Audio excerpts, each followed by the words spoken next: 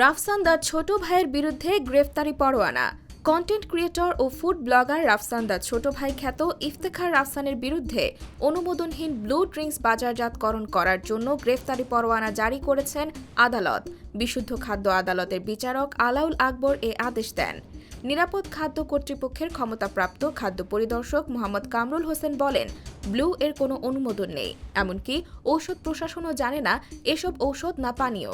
সেই পরিপ্রেক্ষিতে ইফতেখার রাফসানের বিরুদ্ধে গ্রেফতারি পরোয়ানা জারি করা হয়। সম্প্রতি 24 এপ্রিল এক অভিযানে জানা যায়, messrs drink blue beverage B33 বিসিক শিল্পনগরী আদর্শ সদর কুমিল্লা প্রতিষ্ঠানটি মোড়কজাতকরণ নিবন্ধন সনদ গ্রহণ না করা ইলেকট্রোলাইট ড্রিঙ্ক পণ্য প্রস্তুত করে আসছিল। এছাড়াও কারখানায় কোনো পরিমাপ যন্ত্র না থাকায় হাতে করে বোতল করা হচ্ছিল ড্রিঙ্কসগুলো।